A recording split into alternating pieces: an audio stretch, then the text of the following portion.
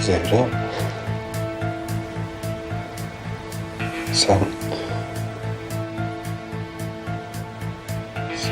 sen ne dediğinin farkında mısın? Evet, farkındayım.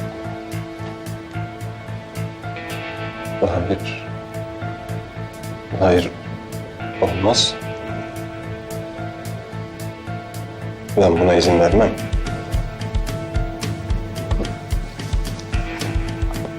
İzne tabi bir şey değil.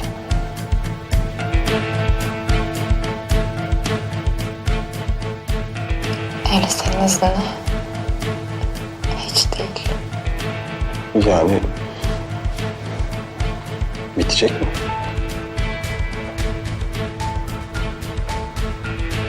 Ve beni terk mi edeceksin?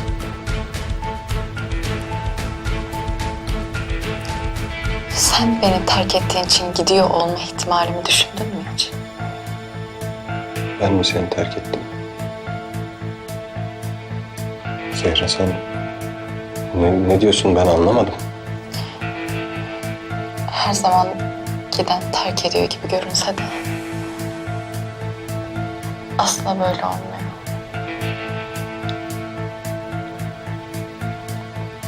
Bizim durumumuz da tam bu şekilde. Ama biz yeniden başladık. Çok acı çektin. Biliyorum. Anlıyorum seni. Ama geçmişte yaşadıklarımız tekrar etmeyecek. Bu söylediklerim hiçbir şey ifade etmiyor mu sana?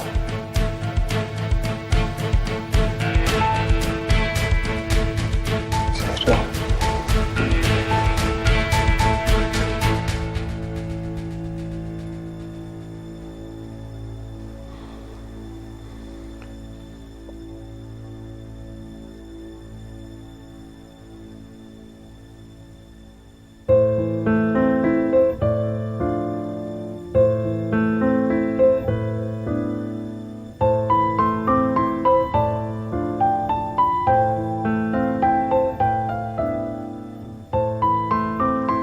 Bağır, çağır, kız, öfkelen, istediğini yap.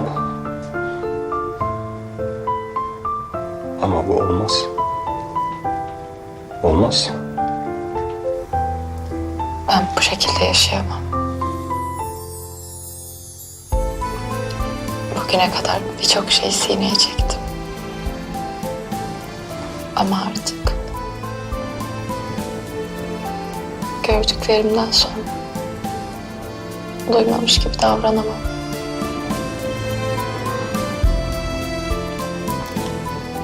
Yaptığın şeyi yok sayamam.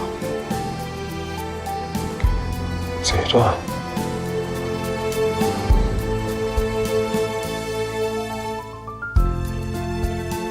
İçimde hep ışıldayan bir umut vardı. Ama o ışık bugün söndü.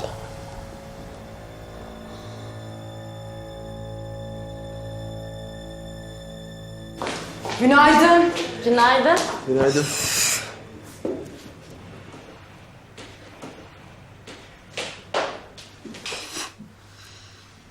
Canan, ne bu hal? Uyuyamadın mı bütün gece? Ay uyudum da. Bu dünkü müşteriler gelecek bugün. Ay sabah sabah stres yaptım ya. Niye? Ne oldu ki? Ay tamam. Burası bizim ekmek teknemiz. Tamam. Paramızı onlardan kazanıyoruz. Ama o karı koca resmen deli. Ha, kusura bakma. Yani en üst kat 4+1 ve 0 daire istiyorlar. Ayrıca binanın en fazla yüksekliği 4 kat olmalıymış. Kadın bir de dubleks istiyor ya. Ya da 3. veya 4. katı kendilerine ait olacakmış. Vallahi senin anan güzel mi diye soracaktım. Vallahi tuttum kendime. En azından ne istediklerini biliyorlar. Onunla avunalım. Ay dalga geçme. Ben yan tarafa geçeyim.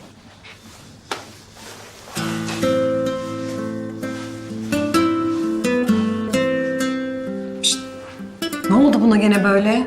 Gamlı baykuş gibi bakıyor. Aleyna eski sevgilisi galiba. Kızdan söz edince o kadar şaşırmasının başka nedeni olamaz.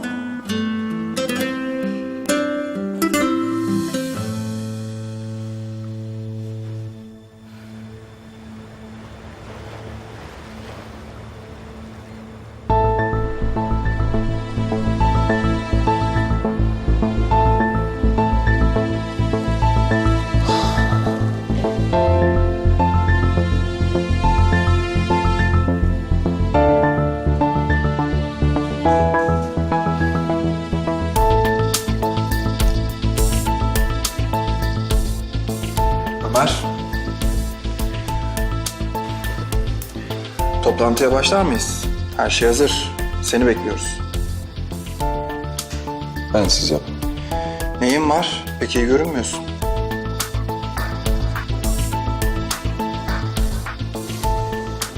Zehra. Boşanmak istiyorum. Boşanmak mı? Nasıl ya?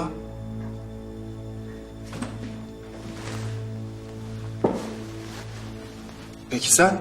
Yani boşanmak istemediğini biliyorum tabii de.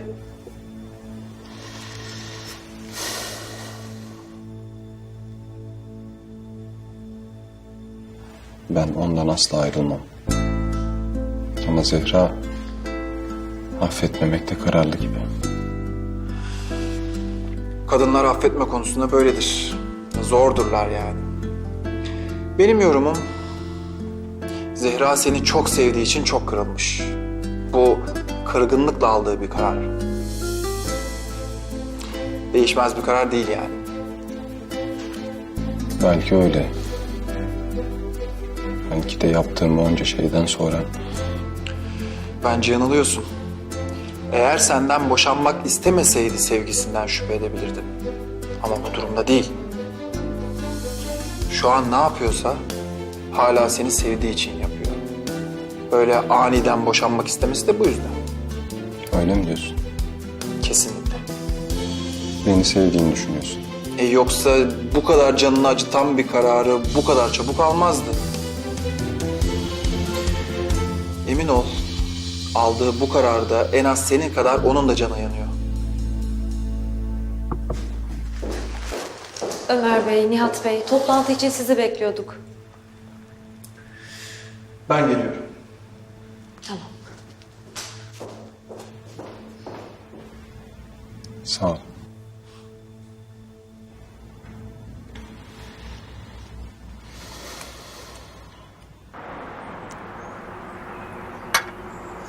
Ya bazen beni gerçekten çok şaşırtıyor. Yok hayır bu kadar da olmaz diyorum ama oluyor. Zehra, iyi ki varsın. Yoksa babaannem gerginliğine nasıl katlanırdım inan bilmiyorum. Evet, biraz zor biri ama yani sonuçta ailenin büyüğü. Evet. Başka bir çözüm yolu bulmak lazım ama ne? Aa, buldum. Duymak ister misin? İsterim tabii. Ama şimdiden söyleyeyim. Bu plana sen de dahilsin. Hani hatırlıyor musun Nihat bahsetmişti. Senin yönetim kurulundaki o harika performansında. Ayşe'cim, o birazcık abartıldı biliyorsun. Yani beni ilk kez toplantıda gördükleri için. Hiç sanmıyorum. Okan Bey'den de duydum. Çok etkilenmişler, müthiş olduğunu söylediler. Çok destekliyor seni. Sağ olsun. Aslında ta o zamandan beri aklımda. Ama babaannemin gelmesiyle bunu hayata geçirme motivasyonum arttı. Bak şimdi, ben diyorum ki birlikte holdingde ya da holdinge bağlı şirketlerin birinde çalışmaya başlayalım mı? Ne dersin, çok güzel olmaz mı? Olabilir tabii. Niye olmasın? Hatta bak şimdi şöyle de yapabiliriz. Ya, keşke ben de gelebilseydim ama çok işim var biliyorsun. Yani insanlara söz vermeseydim bırakıp gelirdim. Sen bunları hiç düşünme Salim. Hastasın zaten. Bu halde nasıl geleceksin? Yola çıkıp kendini perişan mı edeceksin Allah aşkına? Sen de görüyorsun abla, iyiyim, bir şeyim yok. Öyle. Çok şükür iyisin. Şükretmeyi unutmamak lazım. Bir soran olursa Salim, Eltim'in babasının cenazesine gidiyorum. Ay kim Salim gelmedi mi diye soracak ki. Hem soran olursa ben izah ederim, merak etme sen. yine de yalnız gitmen içime sinmiyor ya. Neyse. Asıl ben seni düşünüyorum. Bir başına ne yapacaksın? Şimdiden aklım sende kalmaya başlayacak. Canan var ya abla. Var da Canan işte. Ya olsun, kaç günlüğüne gidiyorsun ki zaten. Hemen gidip döneceksin. Abla hadi bırak. Otobüse gecikeceğiz, bırak bana. Ay tamam. İnşallah bir şey unutmamışımdır.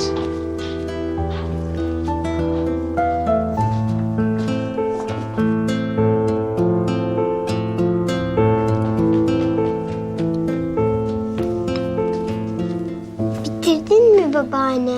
Az kaldı kuzum benim, bitiyor şimdi. Ama dün bitireceğim dedin. Oy dün yetiştiremedim, sarı papatyam ama bak çok az kaldı, bitiyor. Ve işte bitti. Al bakalım.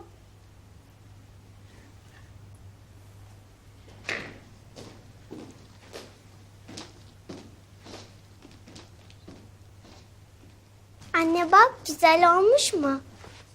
Bakayım. Çok güzel olmuş anneciğim. Hala ellerine sağlık. Gerçekten çok güzel olmuş. Ay kızlar, beğenmenize çok sevindim. Anne biraz elimde tutsam olur mu? Sonra asalım. Olur anneciğim. Zaten önce çerçeveletmeniz lazım. Şimdilik dursun elimde. Müsaadenizle.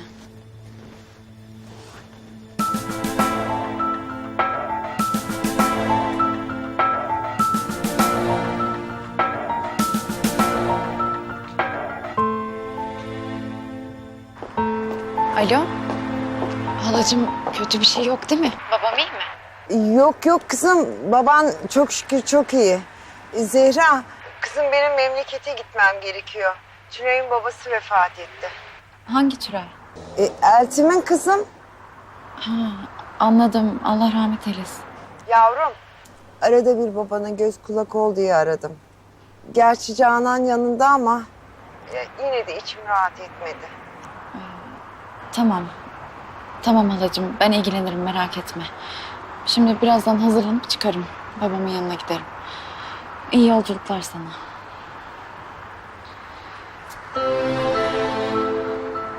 Büyük babaanne bak güzel olmuş mu? Canım, ben pek anlamam bunlardan. Zaten pek de hoşlanmıyorum. Ayşe'cim, Asya'nın daha sofistike zevki gelişmesi için bir program hazırlamamız lazım. Bu evdeki ortam onun sanat zevkinin gelişmesine engel oluyor.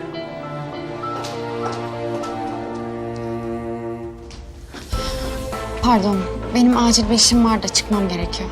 Zehracığım, kötü bir şey yok umarım. Yok Ayşe'cim. Peki uzun sürer mi işi? Sanırım. Yemeğe de gelemeyebilirim. Kusura bakmayın lütfen. Bu evin bir yemek adabı, düsturu kalmadı zaten. Ay su damlam, ben de seninle geleyim. Hem Asya'ya atkılık yün falan alacağım. Olur tabii. Ben bir odaya gideceğim. Kapıda buluşuruz. Anlaştık kız. Babaanne renkli olsun. Tamam kuzum. Renkli olsun. Hadi güle güle. Görüşürüz.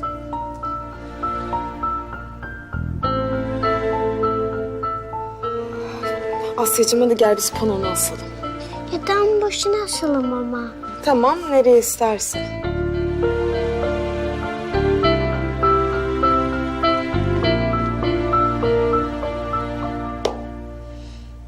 Bahşende kervancı ol. Şu yaşadıklarına inanabiliyor musun? Rezalet. Tek kelimeyle rezalet.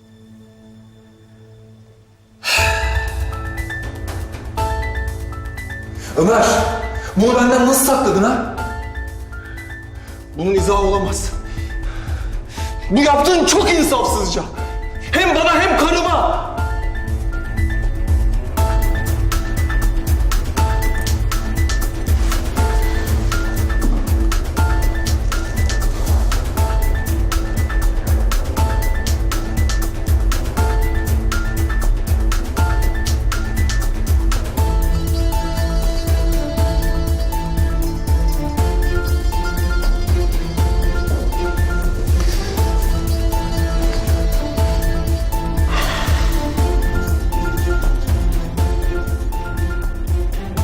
Özür dilerim. Haklısın. Sana söylemem gerekiyordu. Ama Ayşe'nin bu durumu bilmemesi gerekiyordu. Ve sen bu kadar güçlü olamayabilirdin. Ben bunu riske atamazdım. Asya için, Ayşe için senin daha güçlü olman gerekirdi Nihat. Ve bunun için de hiçbir şey bilmemen daha doğruydu. Sen karını tanıyorsun. Söyle bana. Sendeki bu üzüntüyü, bu durgunluğu gördüğünde neyin var diye sormayacak mıydı sana? Senin birazcık canın sıkılsa seni sorguya almıyor muydu? Öğrenmek için sıkıştırmıyor muydu? Ve sen ufacık bir şey bile olsa onu söylemek zorunda kalmıyor muydun? Haksızsam söyle. Emin ol bilseydin Ayşe çok geçmeden bu durumu çözerdi. Ve biz hiçbir şey yapamazdık. Sadece hep birlikte oturup Ayşe'nin gözlerimizin önünde erimesini izlerdik. Bunun olmasını ister miydin Nihat? Haklısın galiba. Böyle büyük bir şeyi Ayşe'den... Saklayamazdın. Ayşe, hastalığını öğrendiğindeki ilk tepkisini hatırla. Nasıl içine kapandı? Herkesi kendinden nasıl uzaklaştırdı? Seni bile.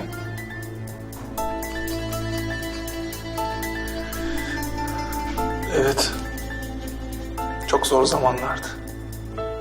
Bu gerçeği sana hiç kimseye söylememek, her şey yolundaymış, hiçbir problem yokmuş gibi davranmak ve Ayşe'nin gözünün içine bakarak bunları yapmak Çok zor olmalı. tahmin edemeyeceğin kadar zor Nihat. Eğer Zehra olmasa, onun sabrı, özeni, Ayşe'ye iyi gelen, onu mutlu eden yanları olmasaydı belki de ben bunu başaramazdım. Evet. Zehra çok iyi geldi Ayşe'ye. Zehra bana da güç verdi. Düştüğüm anlarda yanımda oldu. Umutsuzluğa kapıldığımda elimden tutup kaldırdı beni. Biliyor musun? Yine böyle gitmek istediği anlar oldu Zehra'nın. Benim yüzümden. Yaptıklarım yüzünden. Ama gitmedi. Ayşe için gitmedi. Onun sağlığı için, iyi olması için, hastalığını kötü etkilememek için gitmedi. Yaptıklarıma, bana katlandı. Ve ben yine o zaman bu büyük hatanın içindeydim. Ben yine Zehra'ya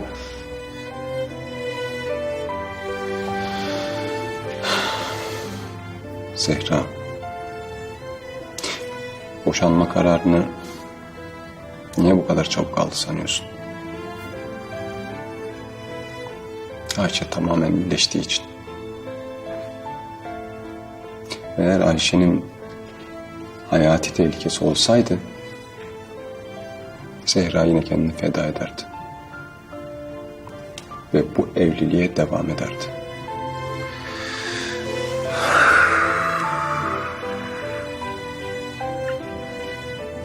Lan ben hala duyduklarıma inanamıyorum.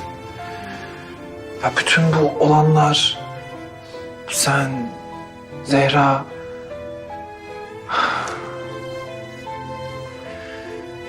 Ömer, ben sonsuza kadar sana ve Zehra'ya minnettar kalacağım. Şimdi neden ondan vazgeçmediğini daha iyi anlıyorum.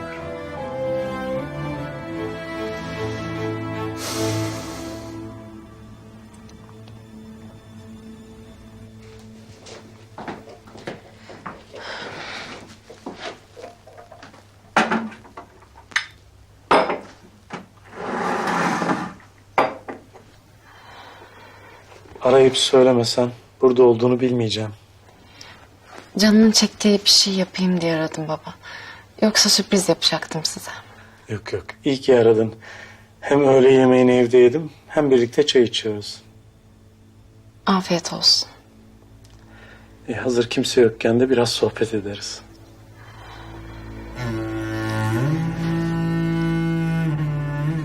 Daha iyisin değil mi baba? İyiyim, iyiyim ben güzel kızım. Yasemin'i, ayrılık olayını dert etmiyorsun. Yok. Yok, çok dert etmiyorum. Çok düşündüm bununla ilgili. Ne gelirse Mevla'dan. Mevlam ne eylerse güzel eyler. Yani demek ki böyle bir şey yaşamamız gerekiyormuş. Babacığım. Önemli olan insanın mayası. Maya sağlam olunca aslında korkmaya da gerek yok. En önemlisi iyi bir insan olmak. Yasemin iyi, akıllı bir çocuk. Öyle. Hem de çok azimli. Aldığı notları bir görsen baba. Benim küçük kız kardeşim resmen bölüm birincisi olmuş. Tıpkı senin gibi. O da ne istediğini bilen bir çocuk. Benim bundan sonra isteyeceğim sizin mutlu olmanız. Yüce Mevlam size bütün evlatlar gibi güzel yazılar yazsın inşallah. Bundan sonra istediğim tek şey sizin mutluluğunuz. Bunun için de ne karar alırsanız alın hep yanınızda olacağım. Büyüklerimizin bizim mecbur ettiği gibi sizi hiçbir şeye mecbur etmeyeceğim. Böyle düşünmene çok sevindim baba. Gerçekten Yasemin konusunda da üzülecek bir şey yok. Yok, yok canım. Yani ben Yasemin'e de sana da çok güveniyorum. Yani sadece ilk öğrendiğimde biraz sarsıldım yani. Böyle bir şey beklemiyordum çünkü. Ama Yasemin söylemeseydi. Yok yok, Yasemin doğrusunu yaptı. Yani iyi ki söylemiş. Ya Allah korusun mutsuz olup acı çekselerdi daha kötü.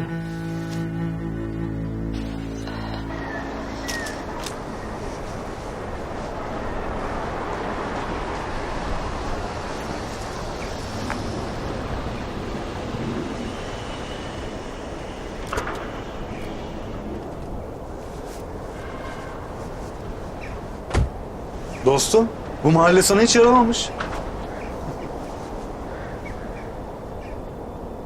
Buluşmak için bile varoş yerler seçiyorsun ya.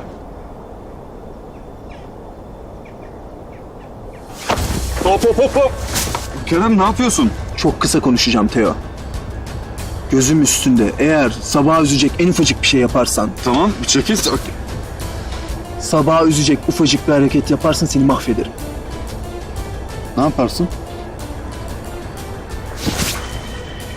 Gırtlağını sıkarım. Bu kız seni niye bu kadar çok ilgilendiriyor? Çünkü o senin bildiğin kızlardan değil. İyi biri o. Tamam. Saçma sapan hareketlerin de Sabah'a değer verdiğin için görmezden geliyorum. Ama bir daha yapma. Anladın? Sabah'la da aramıza girme. Teo. Kerem, Sabah'la biz sevgiliyiz. Anladın? Yani bir problemimiz olursa da kendi aramızda hallederiz. Senin en büyük problemin ne biliyor musun? Bunu kabullenmemen. Bence artık kabullen.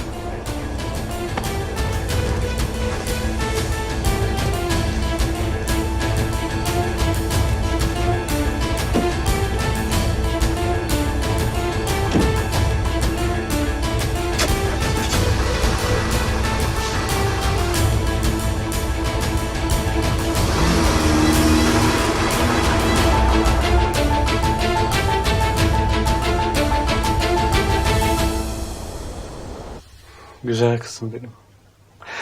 Günün birinde canını yakan bir şey olursa birileri üzülecek diye sakın içine atma. Ağır yüklerin altına girme. Bu sana baba nasihat. Ya bunu vasiyetim olarak kabul et. Baba konuşma böyle. Allah korusun. Allah keçinden versin. Güzel kızım benim. Sen ne karar verirsen ver. Ne olursa olsun ben hep senin yanındayım. Sen mutluysan ben mutluyum. Sen mutsuzsan dünya benim başıma yıkılır. Bundan sonra ben dahil hiçbir şey için hiçbir yükün altına girmemen lazım. Hiçbir şey içine dert etme. Sırtına yüklenme. Canını sıkma, tamam mı güzel kızım? Babacığım. Canım benim.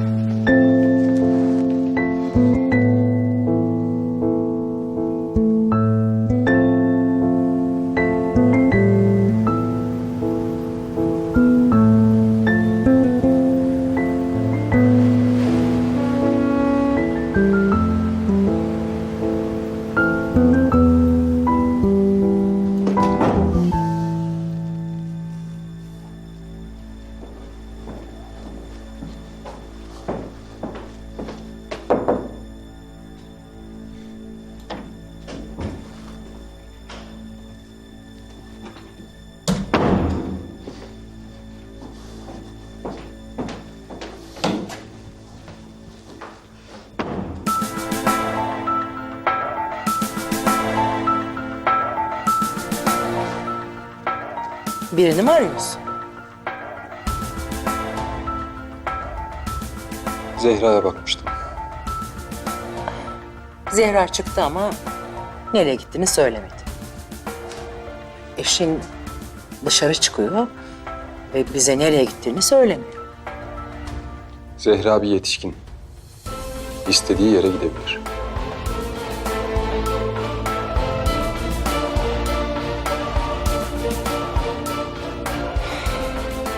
Yetişkinmiş. Yetişkin evet. Ama görgüsüz bir yetişkin.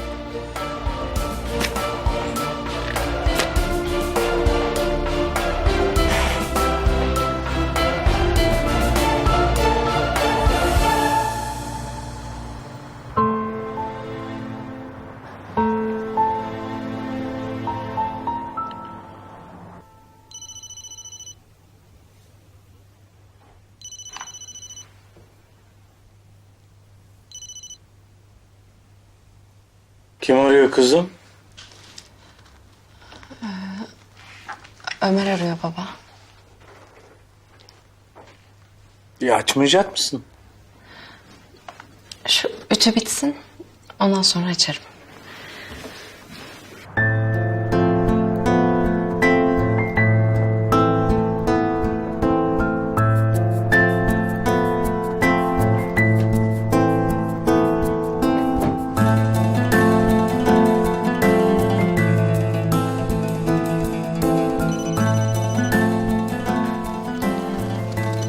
Evladım açsana.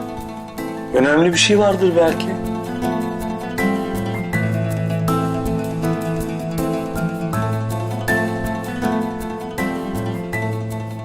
Neredesin? Babamın yanındayım. Bu gece burada kalacağım. Anladım, tamam. Ben sadece seni merak ettim. Tamam. Görüşürüz.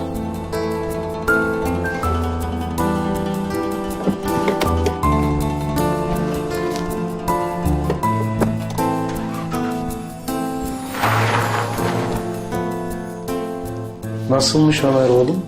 İşleri güçleri yolunda mı? İyi. İyi. Çalışıyor baba. Ben bunlar karışmadan götüreyim asayım.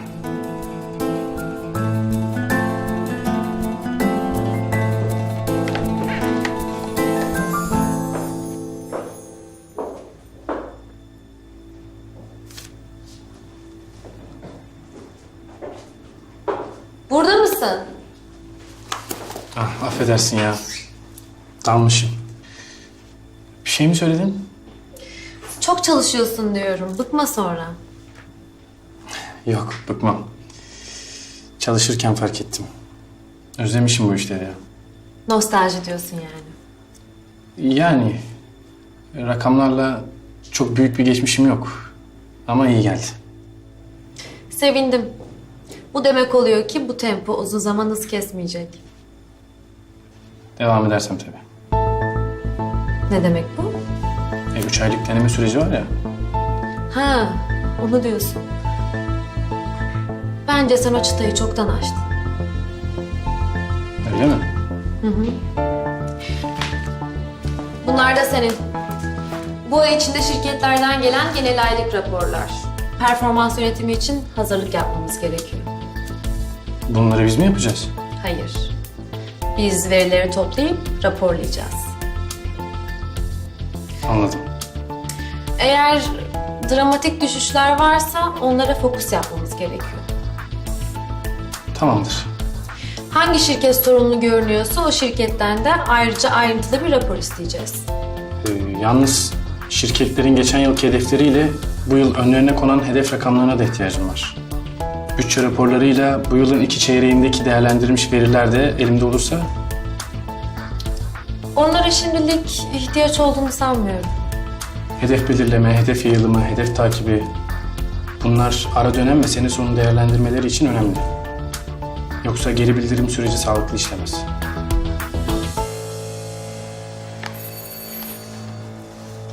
Şükran teyze gelecekti, ben bakarım.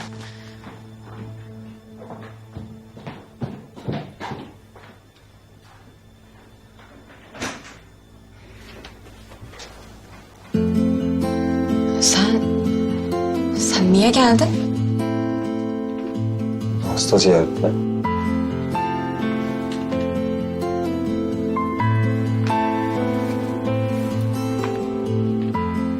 Geçebilir miyim?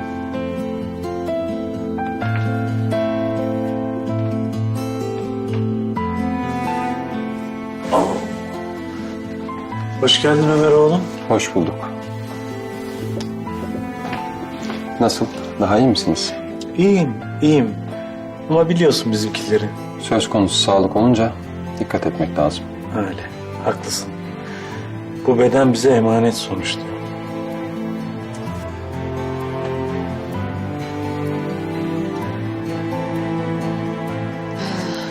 Benim mutfakta işlerim vardı. Ona bakayım. Tamam yavrum. Sen nasılsın? İşler güçler yolunda mı? Her şey yolunda çok şükür. Sıkıntı yok.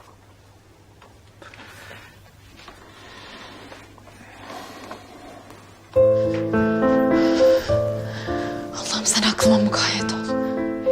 Yani hasta ziyaretine geldim diyor bir de.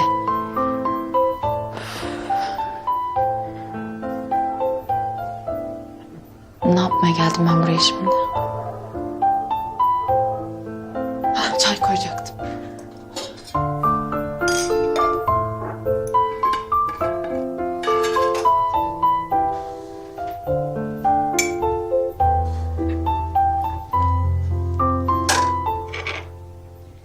geleceğini söyleseydin Can getirirdi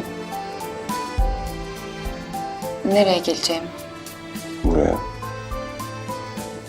Ha, buraya. Evet. Buraya.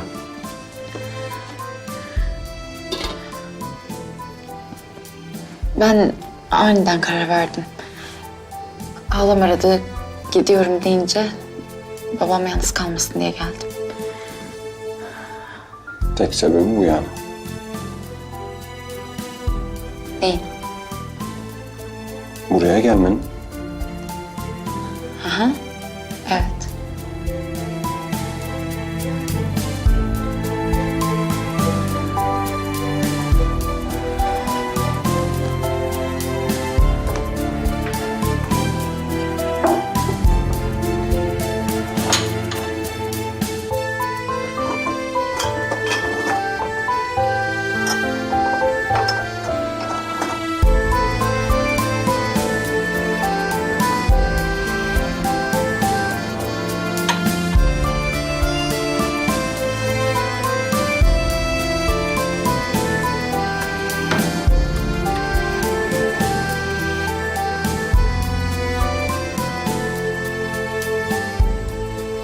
Bugün şu söylediğin şey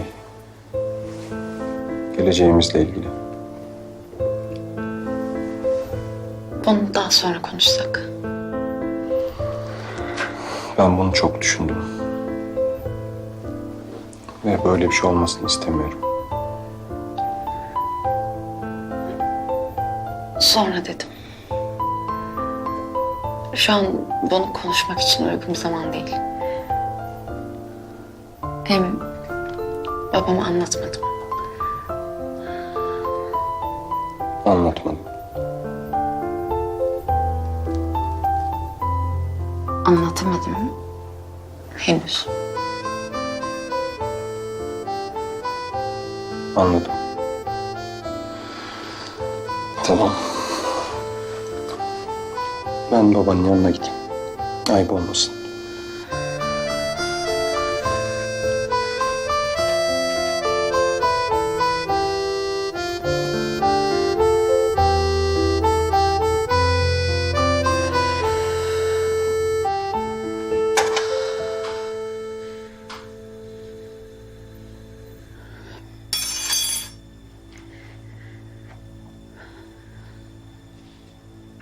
Siz ne yaptınız? Koray'ın yerine birini bulabildiniz mi? Yok. Daha değil. Yani Koray gibi birini bulmak kolay değil. Ayrıca yeni birini işe almak hiç içimden gelmiyor. Gitmeye hiç niyeti yok. Kusura bakmayın. Sizin elemanı da biz kaptık. Estağfurullah. Yani okumuş, eğitimli, iyi bir çocuk. Hak ettiği yerde olması beni mutlu ediyor. İnşallah daha iyi yerlerde olur.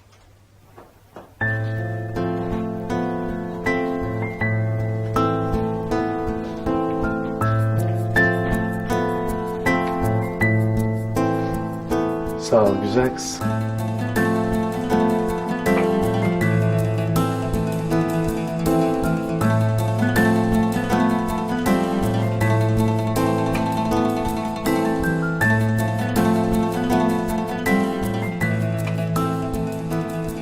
Teşekkürler.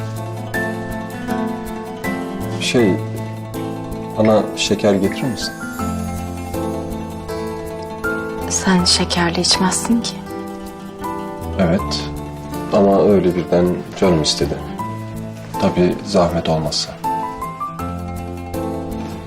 Yok, ben getiririm şimdi.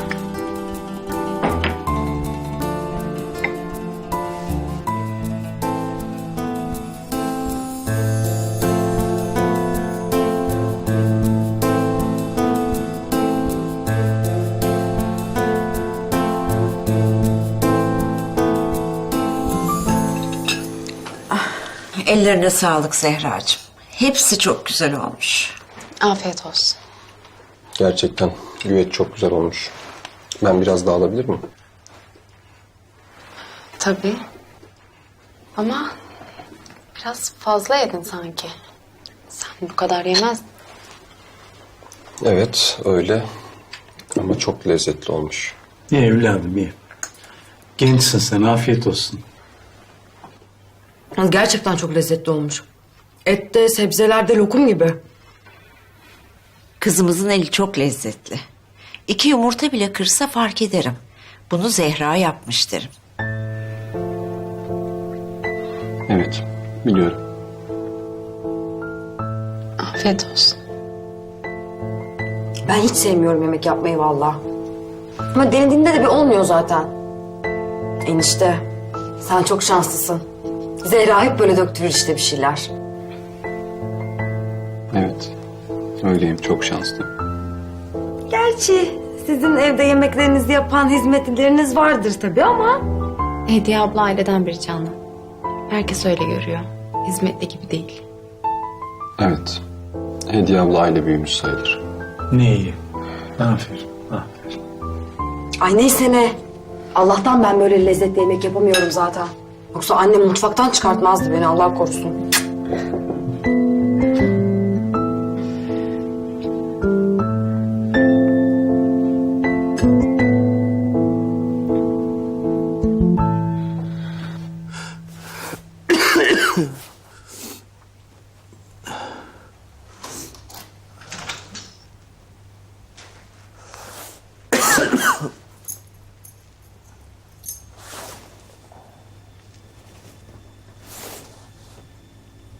Oho.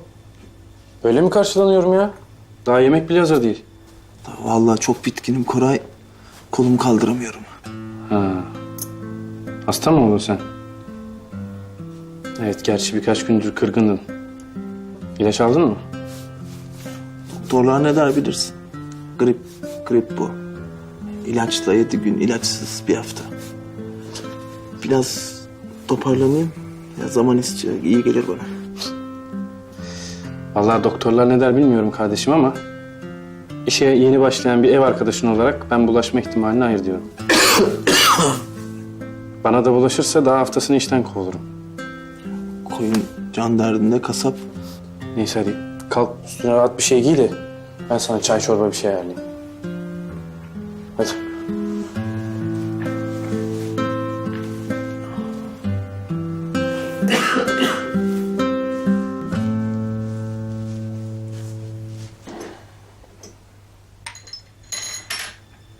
Vakit bayağı geç oldu. Ben yavaş yavaş kalkayım. İstersen biraz daha bekle Şükran teyze. Ömer eve giderken seni bırakır. Aslında ben bu gece burada kalırım diye düşünmüştüm. Olmadı sizi bırakır, geri dönerim. Kalmasan daha iyi olur aslında. Hem yarın işe gideceksin. Yedek kıyafetin de yok. Hatırlattığın iyi oldu. Can'ı ararım, sabah getirir. Hem diyorum ki ben birkaç tane gömlek getireyim. Burada bıraksam hiç fena olmaz. Getir evladım. Bir istiyorsan getir, dolaba sarıp durur. Can'ı arayacaksın yani. Evet, Can getirir. Ben müsaade isteyeyim. Ben bırakırım sizi. Sağ ol evladım ama hiç gerek yok. 2 adımlık yol. Olur mu öyle şey? Yalnız gitmenize izin vermem. Peki ne diyeyim? Ay Allah aşkına kimse rahatsız olmasın. Biz gideriz. Abla bant verecektim ya sana. Aa evet Salim, alayım onu. Unutuyordum az kalsın. Yazlıkları koliledim de bantlamazsam toz oluyor sonra. Sağ olasın. İyi akşamlar. İyi akşamlar. İyi akşamlar. Zehra, ben annemin odasında yatarım. Siz benim odama geçin. Canım hiç gerek yok. Ömer salonda uyur. Koltukta mı uyuyacak çocuk? Olur mu öyle şey canım? Canan'ın odasında kalırsınız. Ya da benim odamda kalırsınız. Yok baba. Sen rahat uyu. Hem zaten daha iyileşmedin. Ben Canan odasını hazırlarım bize.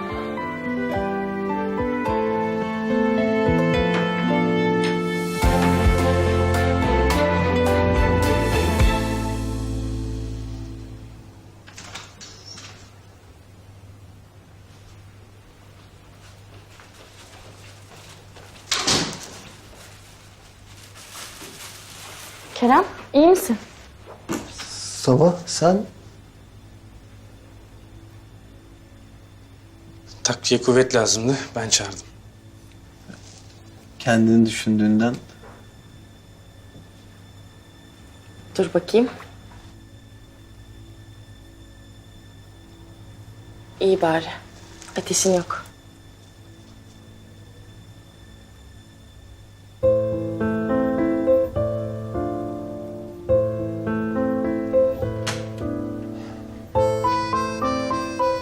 Nasıl olmuş? Olmuş. Görmedin ama. Görüp öyle söyleseydin.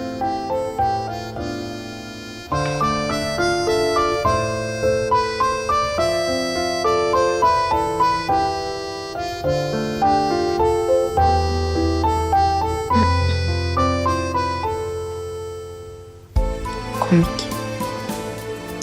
Komik mi? Evet.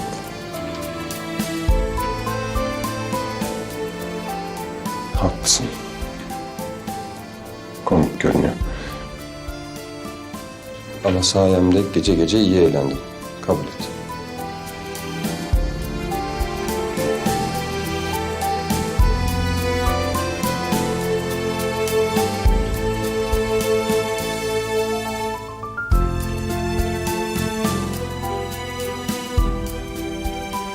Zehra.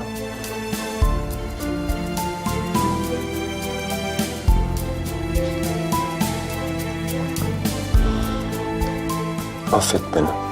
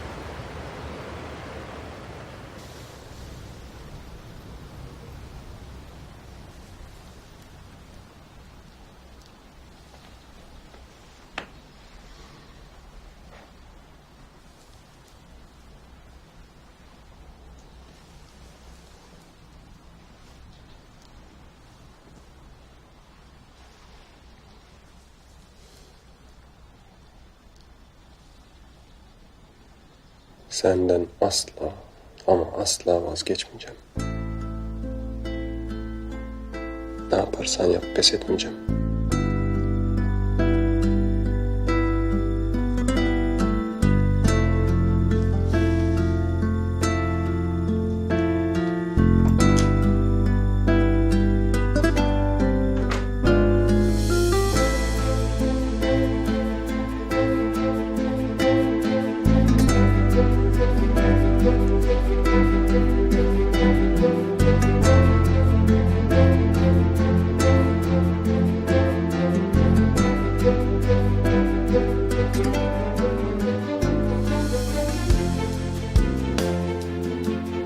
Günaydın baba.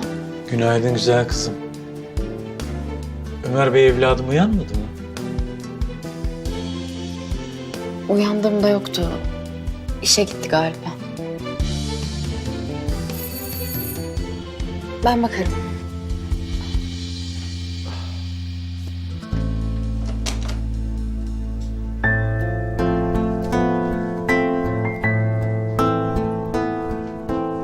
Sen niye geldin? Buradaydım zaten. Unuttun mu? Şirkete gittiğimi sandım. Sıcak sokak simidi aldım. Açma poğaça da var. Soğumasın.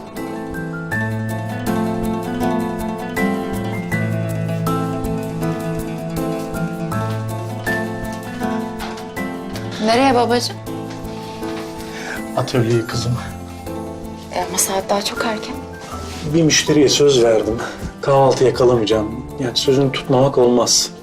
Haklısınız tabii ama Zehra da haklı. En azından bir şeyler yiyip öyle gitseydiniz.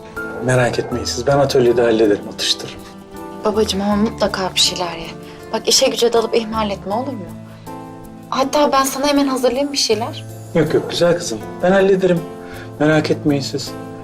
Ayakta durmayın. Gidin güzel güzel kahvaltınızı yapın siz de. Hadi Allah'a ısmarladık. Güle güle baba. Güle güle.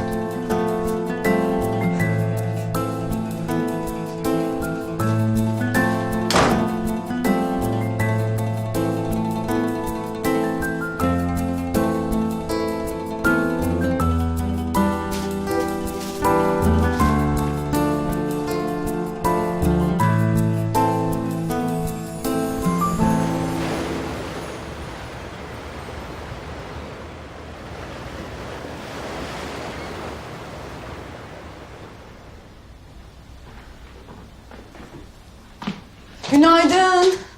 Günaydın. Günaydın. Kahvaltı hazır. Hadi geç. Ay yok kalamam ben. Çıkmam lazım hemen. Geç kaldım zaten. Sen niye beni uyandırmadın Zehra? Uyandır demedin ki. Söyleseydin uyandırırdım. Söylemedim değil mi? Neyse. Hadi ben kaçtım. Sabah şimdi bir ton afra tafra yapar çekemem yani. Kolay gelsin. Görüşürüz.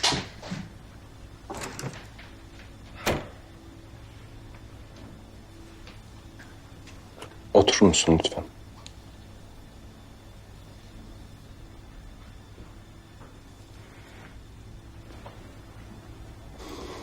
Artık yalnız olduğumuza göre konuşabiliriz. Neyi?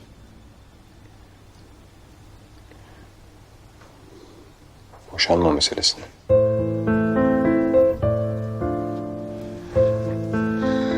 Konuşacak ne var ki? Konuşacak çok şey var Zehra.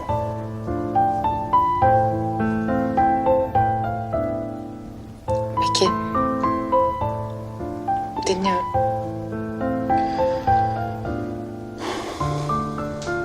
Benim fikrimi sormadan bir karar aldım. Ama ben boşanmak istemiyorum.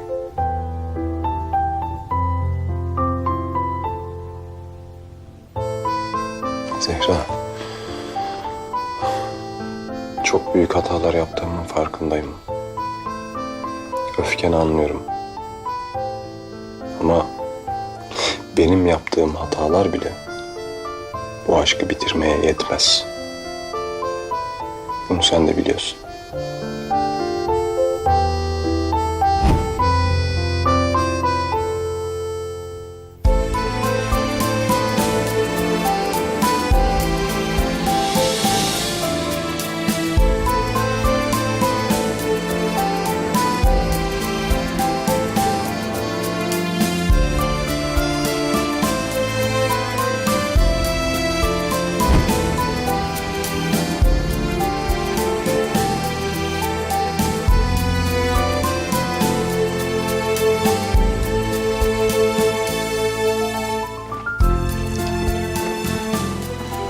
Zehra.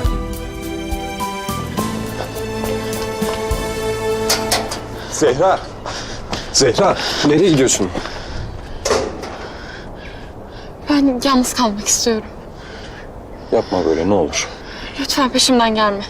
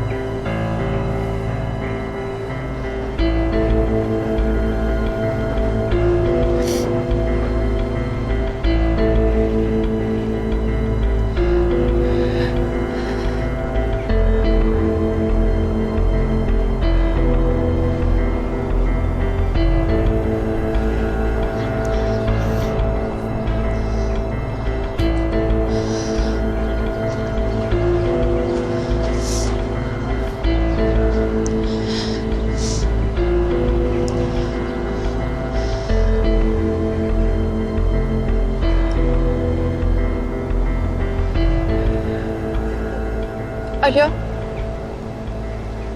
Halil Bey, ben Zehra. Zehra Kervancıoğlu. İyiyim. Yani iyi olmaya çalışıyorum.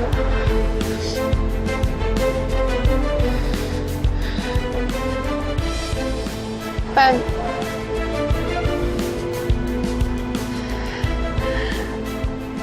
boşanma davası açmak istiyorum. Ömer Kervancıoğlu'ndan boşanmak istiyorum.